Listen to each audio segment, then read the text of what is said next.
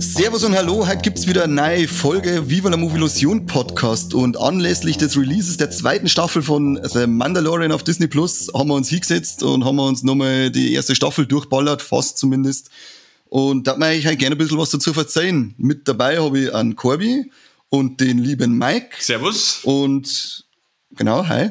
Und ich darf dann sagen, wir legen mal einfach los, weil das ist der Weg. Das ist der Weg, genau. Und vor allem, ich bin so dermaßen aufgeregt. Das ist unser erster Star Wars Podcast und ich hoffe, der erste von vielen. Oh yeah, wir könnten dann eigentlich in Zukunft zu jeder Folge mal aufnehmen, dass wir richtig viele haben. Na. Und das sage ich, weil ich jede einzelne Folge zusammenschneiden muss und nein, das machen wir nicht. Okay, aber okay. Das ist schon mal ein richtig guter Aufhänger für das in Disney Plus verfügbare Making-of zu Mandalorian, das genauso lang ist wie die Serie selber. Ja, ein bisschen kürzer, oder? Weil manche Folgen haben gerade 18 oder 22 Minuten gehabt, aber es ist fast genauso lang, ja, weil die habe ich mir jetzt auch noch durchgeschaut. Alter. Sehr interessante Sachen dabei. Ja, war sehenswert. Absolut, ja, die kann ich nur empfehlen. Machen wir eine extra Folge dazu, oder? Nein! Du bist stinkfaul. Aber damit wir mal dir die Faulheit ein bisschen austreiben, Corby, verzeih unsere 3 Zuhörer, die wir an der Zahl haben, doch mal, um was es bei The Mandalorian eigentlich geht. Magst? Ich versuch's, ja. Du wirst mir unterbrechen, sobald ich einen Schmarrn verzeih. Ganz genau. In The Mandalorian geht's um einen schon völlig falsch. Geht's um einen Mandalorianer auf Deutsch. Gut. Und dieser Mandalorianer, der ist eigentlich gar keiner von dieser Rasse. Also es gab früher einen Planeten und eine Rasse, die Mandalorians, die, glaube ich, alles sehr gewalttätige, teilweise halt Auftragskiller waren, beziehungsweise ein Kriegervolk. Und dieses Kriegervolk ist in dem Verlaufe der Star Wars Geschichte, wo man das jetzt momentan einordnen kann, ist, glaube ich, nach Episode 6. Ich glaube zumindest, also das Imperium ist besiegt. Und die Serie jetzt? Ja. Ja, genau, die spielt 5 Jahre nach Episode 6 und 25 Jahre vor Episode 7 und 6 Jahre vor Reys Geburt. Krass. Bam. Ja, jedenfalls unser Hauptcharakter, dieser Mandalorian, reist halt in der Welt umeinander und ist ein Auftragskiller, kein Auftragskiller, ich glaube Kopfgeldjäger und nimmt halt da verschiedene Aufträge an. Und gleich in der ersten Folge kriegt er halt einen besonderen Auftrag, der ihm einen, kleinen Gefährten zur Seite setzt. Und eigentlich könnte die Serie auch heißen The Mandalorian and the Mini Yoda. Baby Yoda. The Child. Ja, and the Baby Yoda. Oh, der ist so cute.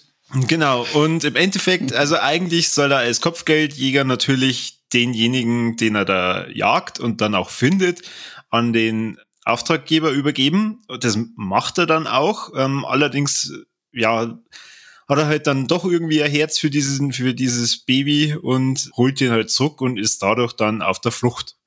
Beziehungsweise muss er dann aufpassen, dass er nicht von der Kopfgeldjäger-Gilde irgendwie gemeuchelt wird. Das ist jetzt mal so grob zusammengefasst, mit so wenig Spoilern wie nur möglich. Ich meine, damit braucht ihr keiner mehr die erste Folge anschauen. Außer natürlich, und der Kani hat schon gesagt, für diese ganzen süßen Momente, wenn das erste Mal das Baby dann da ist und dann die ganze Zeit so lieb guckt. Und ja, ist total süß. Absolut, ja. Absolut. Da jetzt mir die Konzepte, also falls du dieses Making-of-Zeug noch anschaust, da sind Konzepte dabei, wo es dann heißt, ja, sie wollten ja nicht zu süß gestalten, darum haben sie es dann wieder überarbeitet und ich denke mir, das ist schon das ultimative Level an Süßhaftigkeit, wie hätte man denn das nicht noch süßer gestalten sollen, wenn sie sagen, sie sind von der Süßhaftigkeit ein wenig zurückgewichen. Ich würde fast behaupten, dass die Rasse, weiß ich nicht, Rasse der Yoda oder was weiß ich, wie man es nennt. Man kennt es nicht, ich glaube, er hat bis heute noch keinen Namen, habe ich gelesen. Aber der Yoda an sich ist ja, finde ich, in Das Imperium schlägt zurück auch schon total süß. Also er ist so ein richtiger, schrulliger, alter Mo und den fand ich da eigentlich schon süß. Und dann hauen sie uns da in Mandalorian da das Baby um die Ohren und dann, ja, man schmilzt einfach so vor dem Bildschirm dahin und das ist, Ja, genau. Ich glaube, da habe ich auch noch keinen gesehen, der gesagt hat, was soll denn der Scheiß, sondern in dem Moment, wo du das Ding sagst, ist einfach, als das dann einen Hundewelpen oder Minikatzen vor dir haben oder kleine Hausschweine. Da gibt's keinen, der sagt, sondern es gibt dann nur, oh Gott, schau dir die an, ich muss auch grapschen. Das ist die einzigen, die Wahrsagen, die sagen, ja, jetzt wollen sie wieder ein Merchandise verkaufen, schon hin. In jedem Kinderzimmer sehe ich schon wieder stehen. Ja, nicht gerade im Kinderzimmer, sondern auch bei mir im Wohnzimmer mittlerweile. Ja, sag ich ja, Kinderzimmer. Schuldig im Sinne der Anklage. Das macht die Serie aber halt dadurch auch irgendwie nochmal auf einer ganz anderen Ebene besonders, weil ich habe mir jetzt davor Clone Wars komplett angeschaut. Ja, ich habe es jetzt mittlerweile tatsächlich ganz gesehen. Und ich habe immer wieder versucht, dass ich so meine Frau dazu bewege, ob es nicht einmal eine Folge mitgucken will, weil die Dinge, die Ahsoka so cool ist. Und dann hat es halt immer wieder gemeint, Star Wars, das reicht schon, wenn wir uns die Filme mal angeschaut haben. Und dann in Mandalorian habe ich die erste Folge gesehen, habe mir gedacht, ich schaue das jetzt mal, wenn sie zufällig im Raum ist und auf einmal dann ja, dann haben wir uns doch alles miteinander angeschaut. Ja, cool, gell? Was natürlich relativ easy ist bei der Serie, weil es nur 8 Folgen gibt. Bis jetzt. Entschuldigung, ich hätte eine Zwischenfrage. Und die natürlich auch nicht so extrem lang sind. Ich hätte eine Zwischenfrage. Corby, sagt deine Frau dann auch Yoda dazu oder weißt du, wie er heißt? Nein, das ist das süße Ding. Okay, meine Frau, wenn jetzt in einer kommt und ich schaue Star Wars oder eben Mandalorian oder sowas, der E.T., sagst du. Und dann rollen sie mir die Zähnigel dermaßen auf, dass der Rauch davor geht. Und ich habe es ja schon so oft erklärt, aber nein, das bleibt einfach der E.T., also nur so unnützes Wissen am Rande. Vielleicht kommt das Ding ja raus, wenn der Yoda und der E.T. miteinander ein Kind machen. Da war der Häusling aber schon. Bild im Kopf. Setz Wong und so many Levels. Und Schul, falls du dir das einmal anhörst, das nächste Mal, wenn ich vorbeischaue, dann gibt's, ich darf dich nicht festhauen, gell? Dann hau ich am Mike eine und okay. Du bist schuld, das weißt dann schon. Verdammt. Ja, dann einmal, ich glaube, wir werden in der Folge noch mehr über den Baby Yoda schwärmen, weil einfach so, oh Gott, ich kann schon wieder hinschmelzen. Aber gehen wir mal kurz über, es wisst jetzt ungefähr, um was das geht. Und jetzt hört euch einfach mal an, ob es uns gefallen hat, die ganze Geschichte. Mike, verzeih mal, was, als du dir Mandalorian angeschaut hast, was hältst du davon? Also ich war eigentlich von der ersten halben Stunde an schon verliebt in das Ganze, muss ich sagen. Ich hab seit... Es hört jetzt vielleicht blöd, aber ich bin da recht oldschool-mäßig eingestellt. Also ich mag die neuen Star Wars-Filme auch, bis auf den 8. Aber ich muss sagen, ich habe seit der Rückkehr der Jedi-Ritter nicht mehr so ein Star Wars-Feeling gehabt wie bei The Mandalorian. Ich fand die Mischung aus CGI und handgemachte Effekte Weltklasse. Die Atmosphäre ist super. Also wenn ich jemandem die Serie empfehle, dann sage ich, die Serie hat so eine Atmosphäre, wie wenn es die 70er oder 80er werden. Also ich bin von vorn bis hinten begeistert von dem Ganzen. Genau, und das ist absolut ein Ziel gewesen. Wie gesagt, bei diesem Disney Gallery, glaube ich, heißt das, oder? Dieses Making-of zu The Mandalorian. Ja. Sagt Jon Favreau, dem der ganze, Favreau heißt der ganze Scheiß eingefallen ist, sagt es ja immer wieder, sie wollten dieses Feeling einfangen, sie wollten dieses 70er-Jahre-Feeling unbedingt einfangen, zum Beispiel dann auch deswegen die Szene in der Episode, welche Folge war es? Ich glaube, die 6. mit dem Ausbruch. Da kämen ja am Schluss dann diese X-Wing-Piloten oder her und dann wieder die Innenaufnahmen. Das sind übrigens die 3 Regisseure von der Serie, der Dave Filoni, die Deborah Chow und der Rick Famuyiwa oder so, oder Famuyiwa. Gesundheit. Komische Namen wieder mal, danke. Und er wollte es halt genauso haben, wie sie es damals bei Episode 4, 5, 6 gemacht haben, diese Nahaufnahmen aus dem Cockpit, wo sie irgendwie so, die hocken ja immer so gechillt und drinnen in den Cockpits, ja, passt, komm nicht, ja, übernimm schnell und rotzen runter. Genauso wollte er das haben, weil er sagt, das ist einfach so wie es in die 70er gemacht worden ist, so möchte er das auch haben. Er möchte dieses Feeling einfangen. Was zusätzlich mit der Musik, finde ich, saugeil eingefangen haben, weil man hört, das ist Musik, die kommt aus dem Star Wars-Universum, aber es ist trotzdem was Eigenes gewesen. Ziemlich geiler Soundtrack, ist auch eine extra Folge dann bei diesem Making-of, wie sie das alles gemacht haben. Geiler Typ, schaut auch geilen Hippie aus, der das alles aufgenommen hat. Aber das ist auch unglaublich viel beitragen zu dem, dass man sagt, Valek ist jetzt in einem Star Wars-Universum aus den ersten 3 oder beziehungsweise aus der Originaltrilogie. Voll. Und mir hat es teilweise schon gelangt, wenn man an irgendeinem Markt ist oder sowas und da brauchen sie nur ein paar grillte Heuschrecken dran, grillte Eidechsen dran oder sowas, weißt du? Das war schon alles so handfest. Das hat alles wirklich ausgeschaut, wie wenn das ganze Ding handgemacht ansteht und es war wirklich so gut wie kein CGI im Spiel. Also, wie gesagt, ich bin total begeistert von dem Ganzen. Ja, und die Eidechse, die sie da grillt haben, ist keine Eidechse, das war das Wesen, weißt du noch, beim Jabba, der komische Gichtel, der immer auf der Schulter anguckt, das ist so dumm gelacht hat, Salacious Crump oder so heißen die. Ja, genau, den seine Rasse wird da grillt und sein Kumpel schaut ihm zu, wie er grillt wird. Ja, cool. Und sie wollten eigentlich damals, dass er ihn auslacht, während er grillt wird, oder dann hat es ihm geheißen, ja, das glaube ich ist ein bisschen krass, wenn er da sitzt, er sollte vielleicht doch ein bisschen bedrückt sein. Sehr gut, sehr gut. Wo wir gerade über die Effekte reden, der Charakter, ich glaube, Creel, keine Ahnung. Cool. Also ich vermute mal, dass dahinter mit Nick Nolte nur diese Grundstimme steckt, also weil ich glaube, der Nick Nolte sind mittlerweile nicht so extrem klar.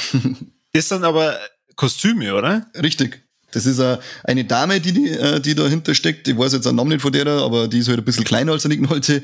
Und die spielt das, hat da Masken auf, die wird ferngesteuert und sie bewegt sich halt dann praktisch nur, hat dann durch Gestiken und so, hat sie dann immer zu verstehen gegeben, was sie jetzt sagen wird, damit dann die Puppenspieler wieder wissen, welche Mimik das sie einsetzen müssen. Cool.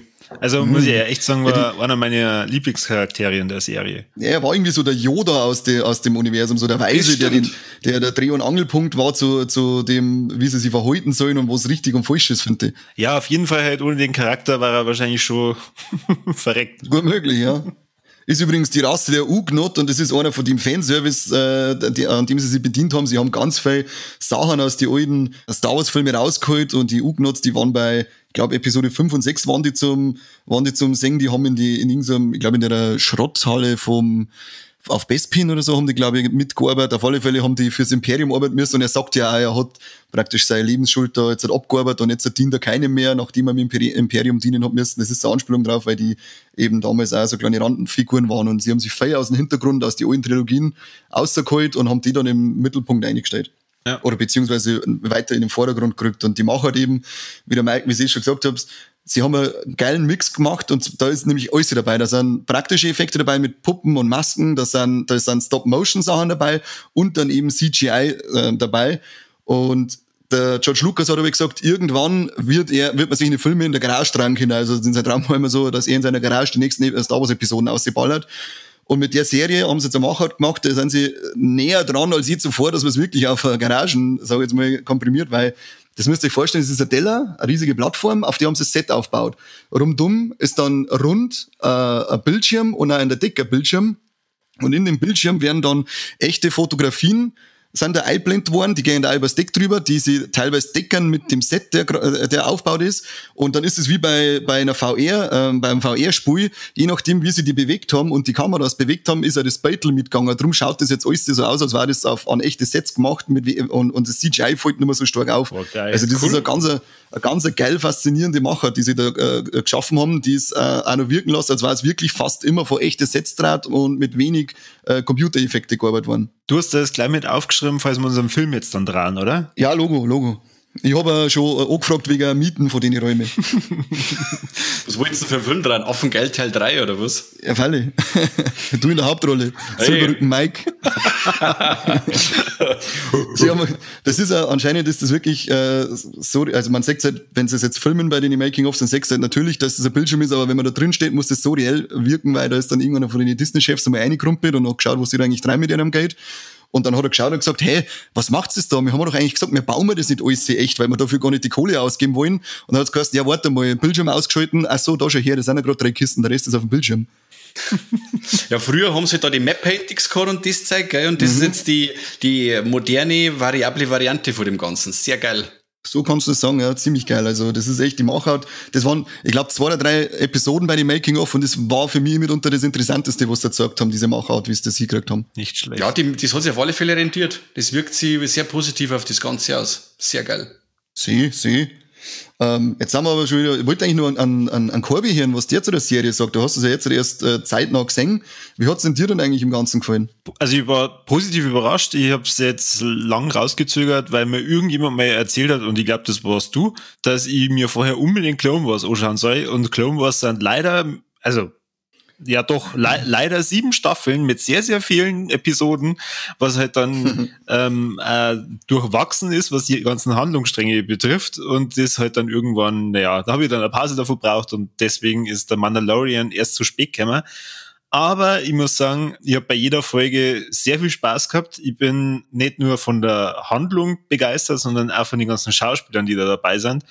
Ich habe echt zweimal hinschauen müssen, als ich dann gesehen habe, die haben echt einen Werner Herzog da mit drin. Und Werner Herzog ist ein deutscher Filmregisseur, der ganz viel auch mit dem Klaus Kinski gemacht hat. Und ich habe eigentlich gedacht, dass der mittlerweile gar nichts mehr macht. Und dann taucht er auf einmal in einer Star Wars Serie auf. War das nicht sogar seine letzte Rolle, oder war das in The House of Jack Built seine letzte Rolle? Eins von denen 2, oder? Ich glaube, das ist aktueller, oder? Der Mandalorian. Kann sein. Kann sein. Ich glaube, dass ich irgendwas gelesen habe, dass er die Rolle dann nur gespielt hat, weil er auch irgendwas machen wollte, und damit er da Kohle dafür verdient hat, er dann, glaube ich, auch die Rolle noch mit übernommen, weil der hat irgendwie mehrere zum Tor gehabt damit, aber das weiß ich jetzt nicht mehr genau. Aber okay. Anscheinend hat er irgendwie noch, wollte er selber auch noch irgendwas machen gehen, und darum hat er gesagt, ja, dann spielt er die Rolle von dem Klienten da noch und schiebt sich noch ein paar Dollares ein. Hat er aber gut gemacht. Also deswegen habe ich wirklich zweimal hinschauen müssen. Aber ja, ich rufe ihn einfach später an und frage, ob das jetzt die letzte Rolle war. Macht das. Macht das, ja. Dann ansonsten die ganze Machart oder der Aufbau von den Folgen gefällt mir auch sehr gut, vor allem auch diese Zusammenfassungsbilder immer am Ende von den Credits echt richtig geil gemacht und macht dadurch auch jede Folge nur mal extra besonders. Ja, bin ich bei dir. Finde ich sehr geil. Absolute Klasse, ja, das stimmt. Und auch mit die Schauspieler sind eben auch der Hauptdarsteller, den man ja nicht stark sagt, außer am Schluss einmal kurz, am Pedro Pascal, der bringt den Mandalorian auch so cool rüber. Und dann haben wir mit einem alten Predator-Star Wiedertreffen, der Carl Weathers ist am Start. Und natürlich, was ein cooles Highlight ist am Ende dann, wenn der TIE Fighter aufliegt und landet, und dann steigt wer aus? Der Mr. Breaking Bad narische Giancarlo Esposito himself spielt da auch gleich wieder so einen markanten bösen Affen. Und was eine kleine Lieblingsrolle von mir war, ist die Gina Carano, die Cara Dune gespielt hat. Die fand ich sehr cool. Mit der er da kämpft. Mhm, ja. Die ist auch sehr cool. Und sie hat gemeint, sie soll eigentlich einen Wookie spielen, und war dann ganz überrascht, dass mir ihr Gesicht sehen wird. Wer hat ihr gesagt, dass sie einen Wookie spielen soll? Sie hat das selber irgendwie gemeint, dass sie einen Wookie spielen soll. Ja, jetzt erzähl halt du, warum wolltest du unbedingt nach der ersten Staffel Mandalorian und vor allem vor der zweiten Staffel nochmal eine Recap-Folge machen? Ja, wegen Klicks. Das ist eine dumme Frage. Ganz klar, das heißt, wegen dem Fame, Alter. Okay, also eigentlich gefällt's dir gar nicht, und du hast das Making-of auch nur angeschaut, damit wir in der Folge irgendwas zum Sagen haben. Ja, genau. Und ich habe mir gedacht, wenn das zeitnah zum Release von der Staffel 2 außerballert, dann stoßen Fehler drauf und hören sie unseren Scheißdreck an. Also, wenn auch du darauf reingefallen bist. Dann sei hier angemerkt, dumm. Ja, bitte liken und teilen. Ja, genau. Ja, natürlich wollte man das halt aufnehmen, weil es halt auch gerade zeitaktuell ist, wenn man es kurz vor der zweiten Staffel raushaut, dass man sich nochmal anschaut. Und selber bin ich halt dann auch vorbereitet für die zweite Staffel und richtig heiß gerade drauf, weil ich finde, The Mandalorian ist mit Rogue One das Beste, was das neue Star Wars Universum bis jetzt halt hervorgebracht hat. Und ich stimme da genau mit euch überein mit den Punkten, die Machart, das Feeling, das darüber kommt, die Figuren, die sind super gespielt. Das ist einfach, das hat alles die Hand und Fuß, da greift ein Radl in das andere, ohne dass man irgendwann sagt, okay, da ist so lala, oder hier haben sie sich keine Mühe gegeben.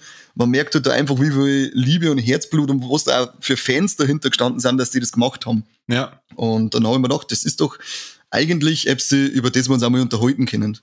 Und es liegt nicht daran, weil du total verliebt bist, zum Beispiel in den Baby Yoda, und dir den selber schon fürs Wohnzimmer geholt hast.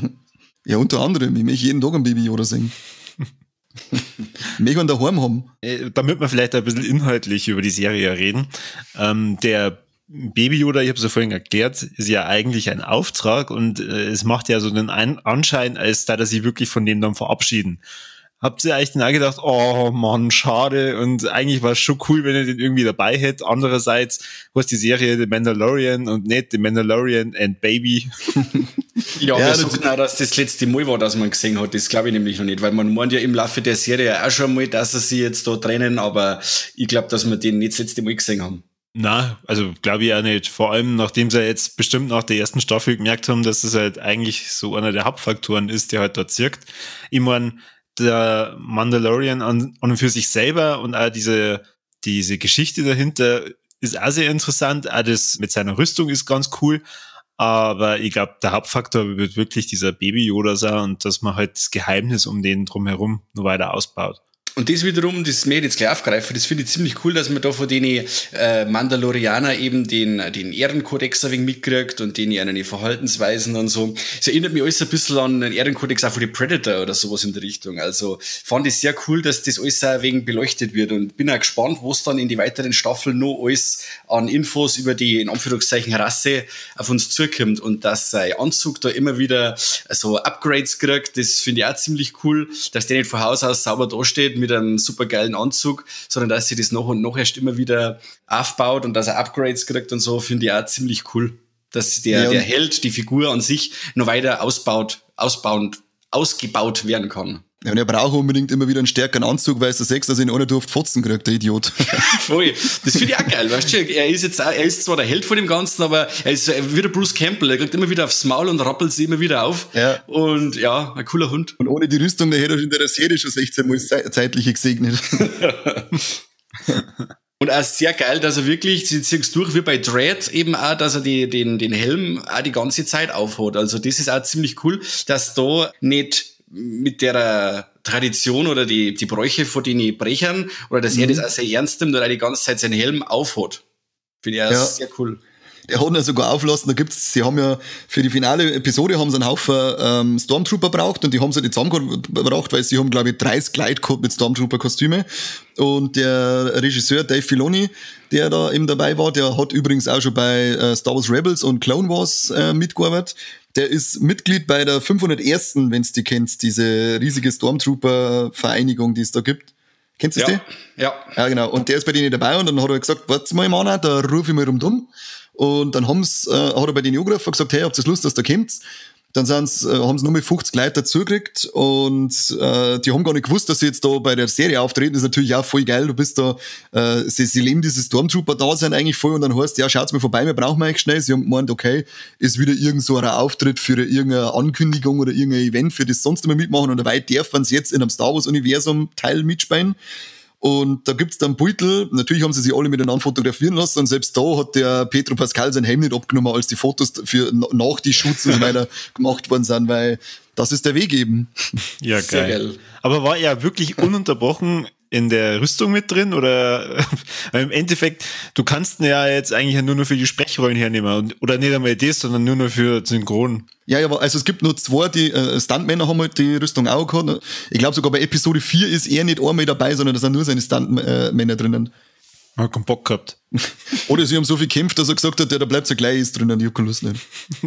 Was auch cool ist, die Regisseure, die da mitmachen, das sind ja auch 1, 2, 3, 4, 5, 6 Regisseure, die das insgesamt draht haben, allen voran der Dave Filoni, cooler Typ, der die ganze mit Cowboy umeinander läuft, da hat schon Stollenbredel, mag ich.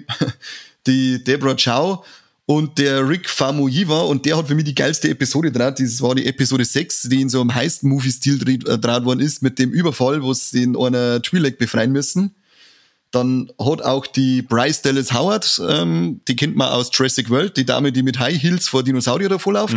Die hat, es war ihre erste Regiearbeit und dann haben sie gleich mal so eine Brettel-Episode machen lassen. Ich glaube, die 4. war das mit dem Walker, oder? Mit dem AT-ST. Ich glaube schon, ja, die 4. müsste das gewesen sein. Die hat sicher mal ist das nicht die 3.? Es kann auch sein, dass die 3. ist. Ja, dann, genau die 3. war das, die 3. Sanctuary, glaube ich, heißt. Das hat machen dürfen. Dann der Taika Waititi, vielen bekannt als Regisseur von Tor 3, hat eine machen dürfen. Der hat übrigens auch den IG-11, den Attentatsdruiden gesprochen. Und eine Episode hat der Jon Favreau selber noch gedreht. Und es ist immer recht cool bei dem Making-of, da hocken die 6 dann immer an einem Tisch und unterhalten sich über die ganze Machart. Und allein da sieht man dann, wie cool, dass das aufeinander abgestimmt war, alles, weil die waren dann trotzdem einmal bei den Dreharbeiten von den anderen dabei und haben da mitgeschaut und damit sie sich abstimmen, wie gehst du in deiner Folge vor, wie kann ich in meiner Folge weiter anknüpfen und weitermachen. Und somit wirkt das für mich halt auch aus einem einzigen Guss, das ganze Ding. Und man merkt einfach keine Ecken und Kanten, weil jetzt ein anderer Regisseur auf einmal da ist, der dann sein Ego da durchpushen wollte, sondern das ist, man merkt richtig, das war ein Team, die haben das miteinander gemacht, damit das ausschaut wie aus einem Guss, ja. Das haben sie auf jeden Fall ja geschafft. Also macht insgesamt einfach einen sehr stimmigen und geilen Eindruck. Ja, und der IG-11, das ist auch wieder so Fanservice gewesen von einer, den der Taika Waititi spricht, der ist nämlich auch aus der Originaltrilogie, und zwar, wenn der Vader die Kopfgeldjäger anheuert, wo dann der Mando eben das erste Mal, also nicht der Mando, sondern der Django. Boba Fett, so, Django war der Kleidung, genau. Der Boba Fett angeheuert wird, da steht er halt im Hintergrund, macht aber leider nichts, sondern steht nur da und schaut cool aus. Da haben wir ja ein paar Kopfgeldjäger beieinander, oder? Einer so Echsen-Typ ist noch dabei und so, oder? Ja, und da genau. steht der dann im Hintergrund. Aha. Ja, genau. Und bei Episode 6 dann auch nochmal, da ist aber dann in dem Schrottlager drinnen, wo es die wo sie ein C3PO, glaube ich, auch verhorzen wollten, da liegt er dann im Hintergrund drinnen. Ah. Und jetzt, was haben sie gemacht? Haben ihn wieder hervorgeholt, weil sie wissen, viele Leute wollen den Typen haben, also stellen wir nicht her. Und er ist ja geil bei dem, wenn sie das Lager überfallen, wie geil, dass es umeinander dreht und alles über die überbolzt, oder wenn er mit dem Speedbike da durchhorzt und alles über den Haufen schießt, geiler Haufen. Selbstzerstörungsmodus aktiviert. Ja, genau. Nein, wie oft, dass er sich selber zerstören will. Das Wort halt einmal. Ja, cooler Typ auf alle Fälle. Ja, ist eigentlich jetzt schon mittlerweile der Wahnsinn, wie viel, dass wir Nerds und Fans jetzt an Jon Favreau jetzt schon zum Verdanken haben im Endeffekt, gell? Ja, weil alles, was der Herr die letzten 10 Jahre, 12 Jahre angelangt hat, war wirklich alles ein Volltreffer nach dem anderen. Das möchte ich auch behaupten, ja, ob das mit dem Marvel-Universum ist oder dann eben die Realverfilmungen von Disney wie Dschungelbuch und König der Löwen und jetzt eben auch mit Star Wars, wo er ja vorher auch schon ein bisschen mitgemischt hat. Er hat sogar, glaube ich, 2 Figuren gesprochen bei Clone Wars. Aber der ist echt so, da wo er seine süßen kleinen Würstelfinger reinholt, da kommt was Gutes raus. Ja, aber nicht zu vergessen, Cowboys and Aliens. Oh, der ist auch von ihm, oder was? Der ist auch von ihm, ja. Ja, die habe ich bis heute noch nicht gesehen. Oh, den habe ich seit dem Kino nicht mehr gesehen. Da spielt Daniel Craig mit und der Harrison Ford in einem Film. Oh mein Gott! Stark. Ja, und du kannst überlegen, wer von wem was ist. Wer ist Cowboy und wer ist Alien? Wow. Das spoilert man nicht an der Stelle. Ja, genau, lasst es mal, wir haben noch nicht gesehen und das ist sicher so richtige Mind-Explosion dann. Was habt's denn noch für, ich hab so viel Zeug da rausgefunden. Habt ihr noch irgendwas, so Fanservice, sag jetzt mal zum Beispiel für die, Mike, du bist ja Star Wars Fan der ersten Stunde, glaube ich, weil du bist ja schon so alt, dass du das live erlebt hast, oder? Okay, scheiße, Leute. Aber was sind denn dir zum Beispiel so für Sachen beim ersten Mal schauen aufgefallen, wo du sagst, wow, einfach cool, das erinnert mich sofort an das alte Feeling wieder, oder das drum speziell kenne ich aus die alten Filme noch? Ja, das ist, wie du schon gesagt hast, der AT-ST, den wo man gesehen hat. Oder immer die ganzen Fahrzeuge und so, da haben ein paar dabei, die wo es ziemlich ähnlich ausschauen wie aus einem vorherigen Teil. Eben wie gesagt, die ganzen Mandalorianer, die Masken, die Anzüge dazu. Und wie gesagt, das ist ganz brutal tragt dazu bei, dass die Aliens halt auch mit Maskeneffekte gemacht sind. Und da meinst du wirklich, du sitzt wieder wie in Mos Eisley in der Bar drin, wie im ersten Star Wars oder beziehungsweise im 4. Und hast die ganzen geilen Aliens da sitzen. Und wirklich, die haben ein Gewicht, die sitzen da, die sind kaum CGI. Ich find's einfach Wahnsinn. Wie gesagt, direkt Figuren an sich kann ich da jetzt kein benennen, aber das Feeling ist einfach. Es ist, man schaut Mandalorian nicht, man fühlt ihn als alter Star Wars-Fan. Das sagst gut, ja. Und wir sitzen ja sogar wieder in der Cantina-Bar in Mos Eisley einmal in einer Episode. Genau. Und zwar ist da dann der Druide, der EV99 oder einfach genannt Eve, und der wird von keinem Geringeren gesprochen als ein Mark Hamill. Aber ohne Namensnennung. Das ist nämlich der Luke, das weiß ich. Und der Chucky. Du bist der Hund. Und Chucky, genau. Und in der, was auch ein cooler Funfact ist, in der Cantina fährt dann mal so R2-Einheit vorbei. Und das ist die R2-Einheit aus Episode 4, wenn der Luke und sein Onkel da einkaufen, dann nehmen sie doch auch so eine Einheit mit und der zerreißt dann bei dem Haltebolzen irgendetwas, brennt Sicherung durch und dann nehmen sie doch ein R2D2 mit. Und diese R2-Einheit fährt da gerade in der Kantine umeinander, weil die haben es zuerst drin gehabt und dann hat der, ich glaube wieder der Dave Filoni, weil das ist man ja total Star Wars-narischer, hat dann gesagt, hey, kannst du den nicht ummalen wie den R2 da aus Episode 4? Und dann siehst du sogar noch an der Stelle, wo er den Haltebolzen Holzen gehabt habe, sechs dann auch noch so Branddinger und Ölletten, so, wo sie halt dann runtergeschnitten haben. Wow. In Sachen Trivia Facts bist ja du der Wahnsinn. Da müsst ihr die fragen, was sonst Neues gibt. Kani, was gibt's denn sonst Neues? Ja, ich wollte dein Feeling ein bisschen rauskitzeln. Ich wollte, dass du mal aus dir rausgehst und über deine Gefühle redest. Okay. Okay. Aber erst, ich sagen, lass mir an Corby noch ein bisschen was sagen, was eben so, weil du, glaube ich, weißt du, seit wann du Star Wars, oder kann man Fan sagen, keine Ahnung, wie sehr du Star Wars fanatisch bist. Hat das bei dir auch bei Mandalorian schon gelangt, dass du bei manchen Sachen gesagt hast, war cool, das ist so wie damals, als ich die Episoden gesehen habe, oder war geil, das drum kenne ich ja von da noch. Genau, das war damals wie beim Zorn des Khan, das weiß ich noch. Genau. Wo ist denn eigentlich der Spock? Ja, der wäre eigentlich schon noch cool, dass dann irgendwann noch so Crossover machen. Aber nein, ich glaube, dann gibt's sehr gespaltene Lager. Ja, da zerfleischen sie die Trekkies und die Star Wars-Fans komplett. Nein, ich finde, also zum einen, ja, ich bin schon ein Star Wars-Fan, jetzt nicht ganz so extrem fanatisch. Ich kann das jetzt aber auch nicht wirklich messen anhand von euch beiden. Ich finde, nachdem ich jetzt Clone Wars komplett angeschaut habe und die ganze Zeit so zwischen Episode 2 und 3 gegangen bin und ich mir dann gedacht habe, ach Gott, ich möchte mal wieder was anderes sehen, war ich echt skeptisch und habe mir dann gedacht, oh, hoffentlich ist The Mandalorian wieder einfach so wie die erste Trilogie. Also damit meine ich Episode 4 bis 6. Einfach genau das, wo man als Kind das gesehen hat und sich gedacht hat, boah, Star Wars ist einfach geil und du bist dann in einer völlig anderen Welt und genau so schafft's für mich jede einzelne Folge in The Mandalorian. Wir sind oft in anderen Welten und jedes Mal denke ich mir, ich bin aber jetzt genau gerade in Star Wars. Und das Gefühl habe ich ja teilweise bei Clone Wars nicht gehabt, weil bei Clone Wars kommen ja extrem viele unterschiedliche Welten vor. Und da denke ich mir halt dann, ja gut, ich bin jetzt gerade in dem Clone Wars Universum drin. Und bei Mandalorian denke ich mir, ich bin gerade bei Star Wars. Ich finde, allein die erste Szene hat mich an diese Bar-Szene von Episode 4 erinnert. Ich weiß ja jetzt nicht genau, in welcher Episode sie dann wirklich in der Bar drin waren. Da kann ich jetzt bestimmt jeden Augenblick sagen. Niemals. Sag's jetzt sofort. Ich glaube, dass das Episode 6 war. Das müsste diese Ganzlinge-Episode gewesen sein, da waren sie in der Cantina-Bar drinnen. Okay.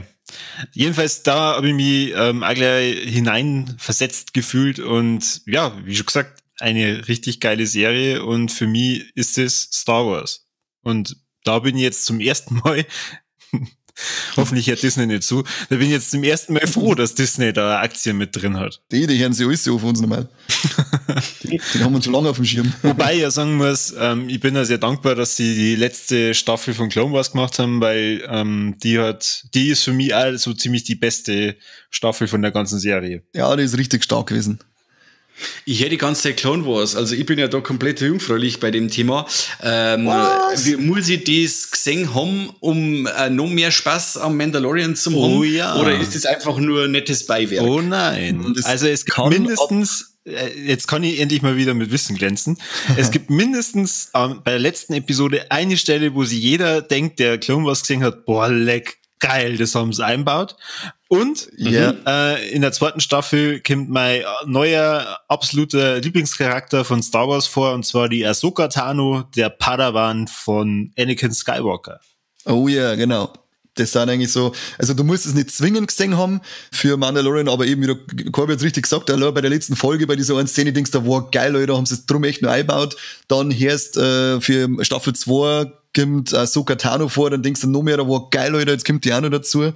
Und ansonsten ist Clone Wars halt, gibt viel, ich sage mal, viel Tiefe für den Anakin nochmal. Der hat noch mit mehr Verlust dadurch zum Kämpfer, noch mehr Sachen, die seinen Charakter geprägt haben, dass es nachvollziehbarer wird, warum er dann so leicht beeinflussbar wird und sich auf die dunkle Seite ziehen lässt. Finde ich zum Beispiel. Und was jetzt bei Episode 7, bei der Staffel 7 und geil war, die spielt dann irgendwann zeitgleich zu Episode 3 und dem ganzen Order 66.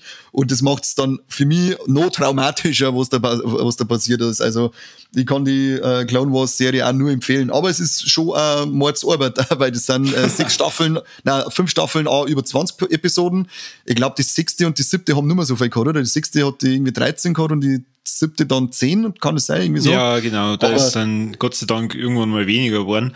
Weil jetzt neben dem Anakin baust du halt auch dadurch eine ganz andere Beziehung zu den ganzen anderen Jedis auf, weil die halt da auch viel stärker ausgebaut werden. Dadurch tut er das halt dann wirklich nur mehr leid mit der Order 66. Und du erfährst halt auch, wie kommt es überhaupt zustande mit der Order. Du baust halt dann auch die ganzen Charaktere bezüglich, ja, die Klonkrieger viel mehr aus, weil du halt dann merkst, okay, die wollen eigentlich doch irgendwie unterschiedlich sein, deswegen geben sie ja unterschiedliche Namen und jeder tickt da ein bisschen anders und das ist echt cool. Aber es ist auch deswegen viel Arbeit, weil gerade die ersten 2 Staffeln schon anstrengend sind zum Anschauen, weil da ist noch kein linearer Handlungsstrang drin. Das heißt, jede Episode ist so für sich und spielt auch irgendwie immer zu anderen Zeiten. Da sitzt oftmals schon da und denkst du, hä? Der ist doch schon gestorben, oder? Warum ist der jetzt wieder da? So ist mir ein paar Mal gegangen. Ja. Jetzt ohne Scheiß, es ist so durcheinander. Die ersten also am Anfang Staffeln, schon. Ja.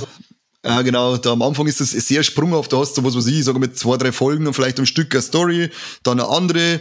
Das ist sehr sprunghaft. Ist zwar amüsant zum Anschauen, aber noch nicht so, dass du sagst, lecker, das hat mir jetzt voll an die Eier, da bin ich jetzt voll dabei.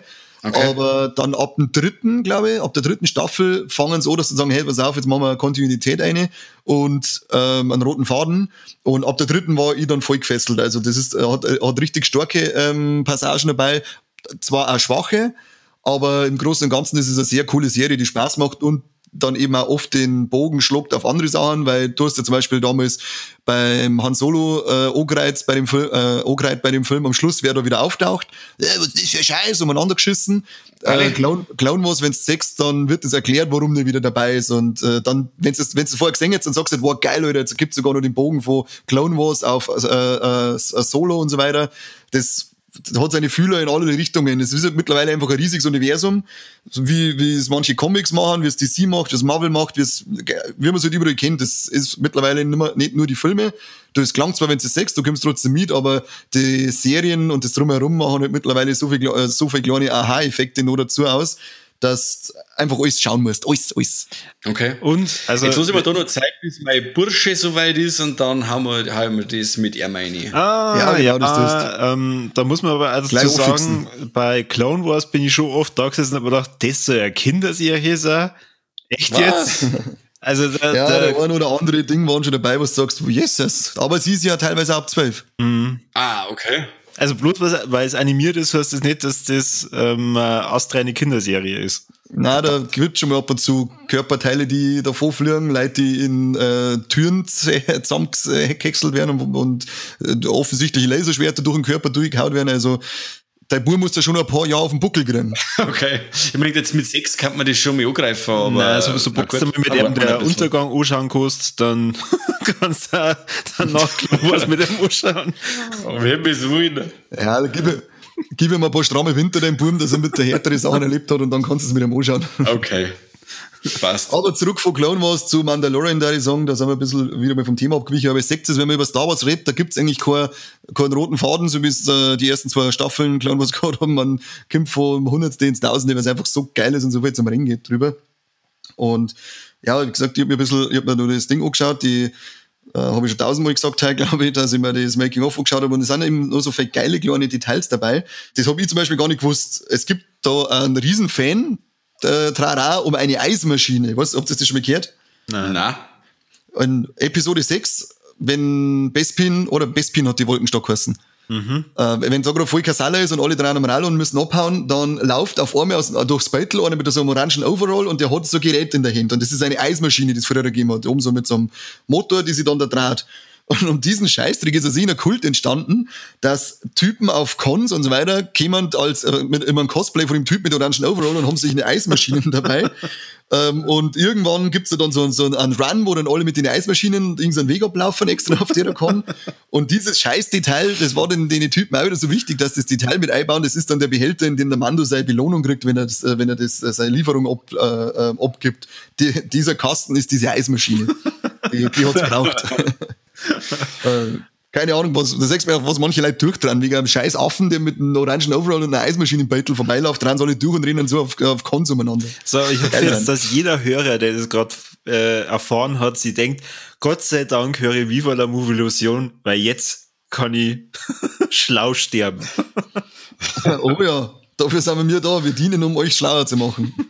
Was mir selber dann halt auch noch aufgefallen ist, was ziemlich geil ist, ist in der ersten Folge, da, wenn der Mando dann seinen ersten Auftrag da ganz am Anfang zum Intro abholt, dann lassen sie doch einen Speeder bringen.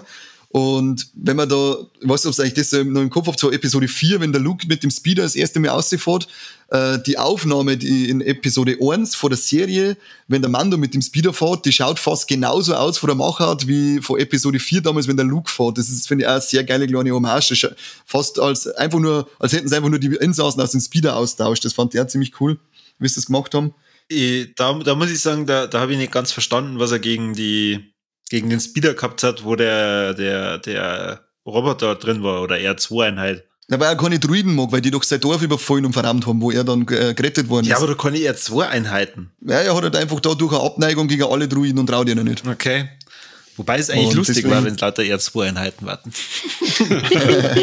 Ja, genau. Und die ganze Zeit nur so anfahren. Dung, dung. Ja, die können doch auch Feuer schießen. Nein, das war ein Antrieb, dass er fliegen kann, der R2, gell? Der hat doch Apropos Feuer. Apropos Feuer, ich finde das also geil, dass der Mann mit seinem Flammenwerfer alle alles anzünden mich. Was ist eigentlich mit den verdammten Pyromanen? Allein bei den Javas, wenn sie ihm sein Schiff legen, wenn er so, wenn sie ihm zeigt, nicht gehen wollen, er sofort wieder einen Flammenwerfer aus, und möchtest verbrennen. Also, was ist mit dir eigentlich rein? Die gleich so durch und zündet das an. Naja, die haben ja bestohlen. Ja, auf alle. Irgendwo hat er schon recht, viel mehr der Leute kein Notcent, gell? Voll. Ja, ein kleines Wiedersehen haben wir gehabt mit den Boxendruiden aus Episode 1, die beim Podracer bauen mitgeholfen haben. Die Idioten, denen es auf die Nasen hauen muss, dass es ausschaltest. Mhm. Die hat er auch nicht mengen, die hat er auch gleich wegbockt. Was anscheinend auch wieder so also richtige Detailverliebtheit ist, da muss man alles gesehen haben, wahrscheinlich ist das Qua vom Mann, oder mit dem er so geil Leute fetzen kann, was ich auch ziemlich lustig finde, dass die sofort komplett machen. Das Gewehr ist aus dem Weihnachts-Special Star Wars, da hat er das gehabt. Da gibt's sonst ist es noch nie auftaucht, das drum. Ja, da gibt's, von wann ist denn das? Anfang 80er, kann das sein? Ich meine schon. Ich hab's nicht gesehen, aber ich kenn's ja. Ich hab nur Ausschnitte gesehen und dann siehst du Mando, also ein Boba Fett mit dem Gewehr im Umeinander und da zähmt er dann irgend so einen komischen Dino mit dem Strom erfahren. Das ist mit dem er dann auch das komische Riesenhildpferd da weglasert am Anfang von der ersten Episode. Und das Gewehr haben sie dann extra aus dem Weihnachtsspecial in die Serie übernommen. Da war er ganz stolz, der Jon Favreau, weil da gibt's eine Szene, da verzeiht es an George Lucas, hey, ich hab doch das Gewehr und das hast doch du geschrieben. Und er sagt dann sogar, nein, das habe ich nicht geschrieben, da habe ich nicht weiter mit zum Tag gehabt. Aber der Ding hat da also geil gesagt, das letzte Mal auf Twitter hat der Mark Hamill geschrieben, dass die Präsidentendebatte das Peinlichste war, was er jemals gesehen hat, und er darf das sagen, weil er hat nämlich im Star Wars Holiday Special mitgespielt. Geile Mark Hamill, ich liebe ihn. Der George Lucas hat ja da viel mitgewirkt bei der Serie. Ich glaube, er hat an der Geschichte ein bisschen mitgewirkt, aber war ansonsten ein wenig zurückhaltend und hat gerade immer wieder Tipps gegeben, wie es er machen darf, wo es am besten passt, was er sich damals dabei gedacht hat. Er war, ich sage mal, so in beratende Tätigkeit war er da dabei. Mhm, und er muss gesagt, er ist jetzt ganz froh, dass er es jetzt mal als Fan genießen kann, sich das zum Anschauen und nicht als Regisseur und Macher dahinter gestanden ist, sondern einfach nur das dann auf sie wirken lassen kann. Das ist ein alter Mo, der wo in seiner Werkstatt wieder umeinander baut. Natürlich geschaftelt der mit. Da weiß ich doch, ich kenne doch das bei meinem Vater. Ich wollte gerade sagen, wir reden nicht von deinem Pap. Da wird immer eingeschaftelt. Das brauchst du nicht glauben, dass der George Lucas da gar nichts tut. Ja, ich habe nicht gesagt, dass er nichts tut. Er war ja in beratender Tätigkeit da, der Zipfel. Ja, aber ganz so entspannt dann dazu schaut, weiß ich auch nicht. Ich kann mir auch vorstellen, dass er vielleicht sagt, also das hätte ich anders gemacht. Ja, George, was ist denn? Genau. Das habe ich euch schon mal näher gesehen, gell? Das kann nicht sein. Aber ich glaube, er hat nicht mehr die Macht dazu, dass er da großartig eine kichtelt. Ich glaube, er kann froh sein, wenn sie ihn fragen. Aber ich glaube, dass er nicht mehr so viel Handhabe drauf hat auf die ganze Geschichte. Ja. Aber ja, ich sage jetzt mal, bei den Mandalorian sagt man auf alle Fälle, dass es funktioniert hat. Und der Dave Filoni eben, der hat das immer lobend hervorgekommen, dass er da mit dem George ganz viel beieinander gesessen ist und das besprochen hat, wie er das machen hat. Und er hat ihm da immer mit Rat und Tat ist ihm zur Seite gestanden, ohne dass er zu aufdringlich war angeblich. Aber du weißt es wie es immer ist in diese Making-of-Videos. Oh, das war die beste Zusammenarbeit. Das sind so tolle Schauspieler und so viele tolle Regisseure. Und irgendwann in 10 Jahren kommt auf, dass die reinste Hölle war bei dem Dreh. Sobald die Kamera aus ist, schubst der eine in den anderen. Ey, was willst du jetzt echt? Jetzt hör mir auf, der George Lucas ist über 70, den kannst du die ganze Zeit schubsen. Aber er komplett daherreden, dann kann er auch nicht fangen. Fang doch gleich an, weil die Sautipp. Aber zumindest vermittelt dieses Making-of, vermittelt, als wäre es eine sehr tolle Atmosphäre gewesen. Aber ich glaube, dass der Jon Favreau, der kann schon ein handiger Hund sein, glaube ich. Wenn du da ein wenig zuhörst, ich glaube, wenn es dem nicht passt, was machen oder wie sie es machen oder nicht so machen, wie das sagt, dann glaube ich, kann der schon ganz schön handig werden. So kommt er mal bei den Gesprächen schon ab und zu rüber. Ja, er hat ja auch mittlerweile, wie gesagt, schon einiges aufgestellt und hat ja schon einiges an Mitspracherecht, wo es ihm einiges an Selbstvertrauen gibt. Das kann ich mir schon vorstellen. Ja. Soll trotzdem nicht umeinander granteln, regt mich auf. Was auch ziemlich cool war, man sagt ja vom Mandalorian von Pedro Pascal noch einmal sein Gesicht, das ist in der letzten Folge und da ist er das recht ramponiert. Und da haben sie eine lustige Anekdote erzählt, das war nämlich noch wesentlich ramponierter, weil er ist aus der Maske aussah, als er gerade diese Verletzungsschminke, Make-up aufgekriegt hat und ist gegen irgendeine so Holzpaletten gerannt mit dem Gesicht, dass er anscheinend eine saure Platzwunden gehabt hat und dann haben sie gleich ins Krankenhaus fahren müssen und im Krankenhaus hat es gleich geheißen, die sollten sofort, also die Ärzte gleich, oh Gott, tatzen sofort durch, weil der Nippel gleich ab, weil er blüht hat wie der Sau, dabei war es halt hauptsächlich gerade Schminke, die im Gesicht Oh Gott. Hat ihm der Sturzhelm nichts geholfen, oder was? Ja, den hat er gerade nicht aufgehört. Ach so. Hat er wieder vergessen, dass das der Weg ist. Das wäre aber cool gewesen, wenn ich im Krankenhaus dann gesagt habe, wo ist mein Helm, wo ist mein Helm? Ja, genau. Wenn sie sagen, sie müssen den Helm abnehmen, niemals. Kein lebendes Wesen darf mich sehen. Jetzt spoilert nicht schon wieder. Ey, ja, das ist doch kein Spoiler. Wenn ihr schon sagt, sie dürfen den Helm nicht abnehmen. Gut, ja, dann gehen wir schon langsam zu unseren Tops und Flops, oder? Ja. Ja, Mike brisiert's, Ja, haben wir's durch. Dann fang an, wenn es so brisiert. Okay, also super gut, hat mir gefallen, dass Star Wars ist an sich ein Space Opera und dann ist The Mandalorian der Spaghetti-Western unter die Space Operas und ich fand das ganze Western-artige Setting total geil und die Machart, der Storyaufbau fand ich super. Und schlecht, ja. Das ist jetzt wirklich Nörgeln auf hohem Niveau. Es war kein Laserschwert dabei. Das ist mein einziges, mein Negativ-Beispiel, was ich habe, weil kein Laserschwert dabei war. Naja, ganz so stimmt es nicht. Nicht? Schaust einfach nur mal an. Kein Scheiß, oder was? Ja, später auf die letzte Folge an. Ja, schaust einfach nur mal an. Okay. Dann muss ich mir was anderes aussuchen. Nein, das passt schon. Nein, lass es. Okay. Gut, dann der nächste. Kann ich. Dann der Korbian. Nein. Ja, ich bin der Moderator, mach. Ja, aber was ist, wenn ich jetzt was sage, was auf deinem dann aufbaut, dann haust du das gleich wieder um die Ohren. Nein, du hast nichts, was da drauf aufbauen kann, weil ich mir ganz spezielle Sachen rausgesucht. Na gut, okay. Also, tu, was ich sage. Was gefällt mir an der Serie? Mir gefällt dieses Zusammenspiel zwischen dem Mandalorian und dem Baby Yoda. Ja, es ist einfach wirklich so, nachdem ich 7 Staffeln Clone Wars angeschaut habe, finde ich das einfach mal cool und lustig. Und der ist nicht nur süß, sondern der baut da ganz viel lustige Sachen irgendwie in die Serie mit ein und dadurch macht sie die Serie halt auch nicht zu ernst. Weil das ist so ein Ding, das ich halt manchmal an den neueren Teilen nicht so mag. Dieser Spagat zwischen Ernsthaftigkeit und ich habe mal wieder einen coolen Spruch raus. Das macht in Mandalorian einfach durchgehend Spaß. Es ist durchgehend cool und macht durchgehend Spaß. Das finde ich eigentlich geil. Was mir nicht so gefallen hat, ich glaube, Kani, du hast es vorhin gesagt, Episode 6 ist das, wo so ein Sträfling befreien. Der Sträfling und nur so ein Tussi, die in der Folge vorkommen, sind ja so eine spezielle Rasse. Ihr wisst bestimmt. Twi'lek. Wie bitte? Twi'leks. Diese Twi'leks sind anscheinend die diese komischen, Rohr, oder wie nennt man das? Keine Ahnung, so Schlauch. Zipfen haben sie im Kopf.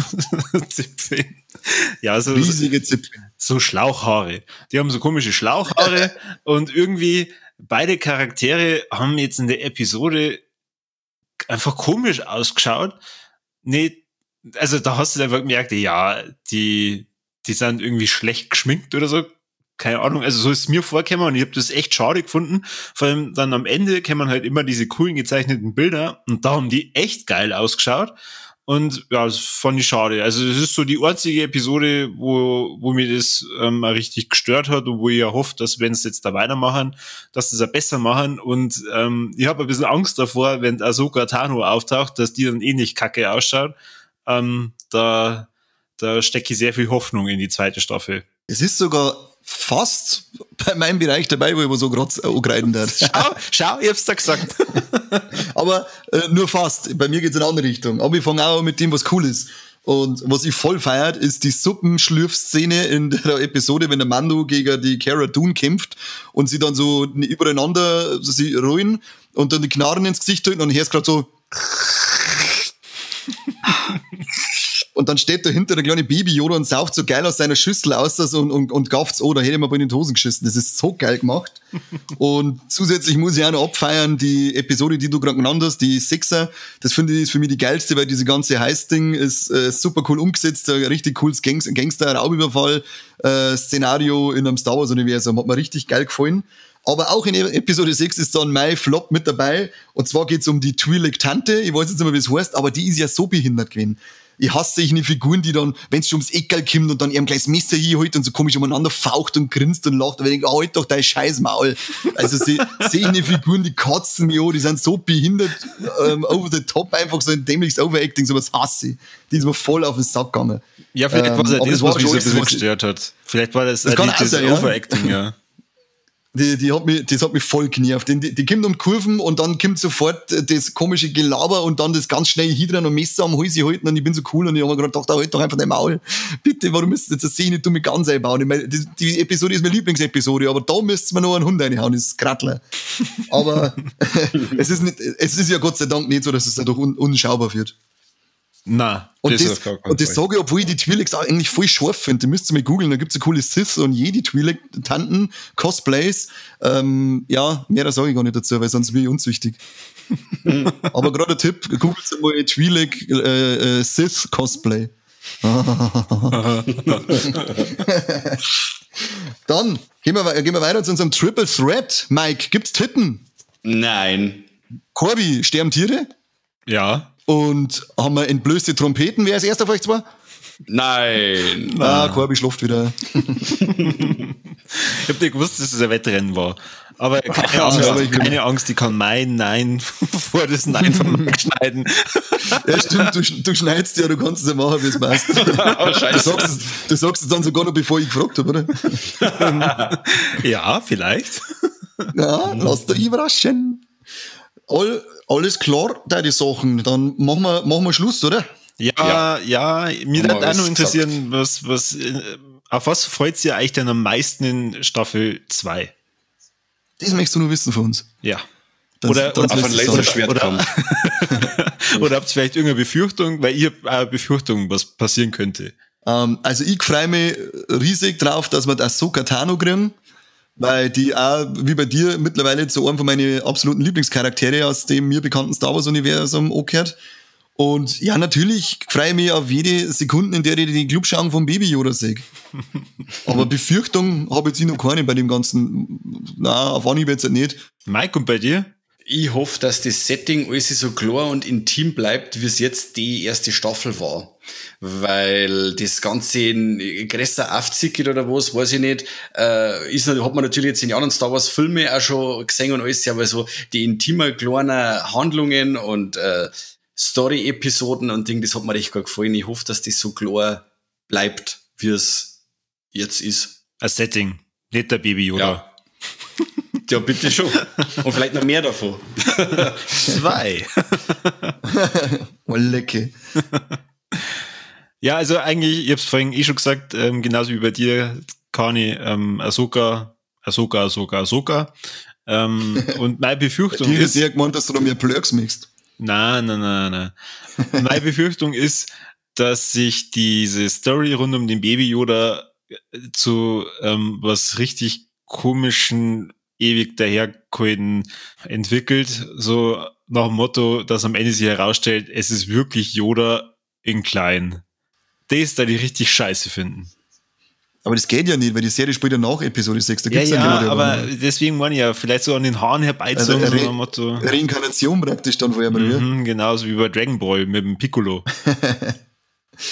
Ja, aber ich kann es mir nicht vorstellen. Das war schon, ja, das darf ich auch nicht cool finden, glaube ich. Das war schon sehr an den Haaren herbeigezogen dann. Aber ich glaube, das machen sie nicht. Ich glaube, dass die Serie vielleicht wirklich dazu nutzen, dass man mal diese Rasse vom Yoda besser kennenlernt, weil die ist ja, glaube ich, immer noch ziemlich unbeschrieben. Ich weiß nicht, ob es, da gibt's ja dieses Extended Universe auch von Star Wars, damit habe ich mich aber nie beschäftigt. Ich weiß nicht, ob das da mal alles sehr wenig erklärt worden ist, aber so wie in dem bestehenden Universum, man ist über die Yoda-Rasse nichts bekannt. Vielleicht nehmen sie es ja dafür her. War auf alle Fälle, da ich das mehr begrüßen als so, wie du jetzt sagst, dass dann auf einmal heißt, wiedergeborener Yoda, bam, in your face. Ja, genau. Das war, Aber das darf ja auch nicht gehen, weil der Baby Yoda ist ja zu der Zeit 50 Jahre alt und es spielt 6 Jahre nach Episode 6, also ist er der Yoda, dann hätten sie ja gleichzeitig einen Yoda 2 gegeben. Also kann es ja gar nicht gehen. Ist in Episode Schau, 6, war in Episode 6 der Yoda nur am Leben? Ja, der Mann verabschiedet er sich dann, oder? Am Anfang. ja, Wo dann, was so geil heißt, alle Eltern können nachvollziehen, was Yoda da macht, wenn ihm so ein Jüngling so auf den Sack geht, dass sie sich einfach healing und sterben. Gott. Okay. Ich kann es ja nicht nachvollziehen, da kann der Mike vielleicht mehr dazu sagen. Nein, aber da war er auf alle Fälle nur am Leben und dann rein zeitlich darf es dann nicht funktionieren, dass die Baby Yoda der wiedergeborene Yoda ist. Um Himmels Willen. Das war so an den Haaren herbeigezogen wie in Anführungszeichen Super Lea. Das wird's nie geben. Mary Poppins Lea. Aber ich hab da deine Befürchtungen jetzt genommen, oder Corby? Naja, dann ist meine nächste Befürchtung, dass es das Kind vom Yoda ist. Der war ja durchgehend allein, oder meinst du, dass er auf seinem komischen Planeten noch nicht zum Mausen gefunden hat? Cool. Kurz ein Escort-Service.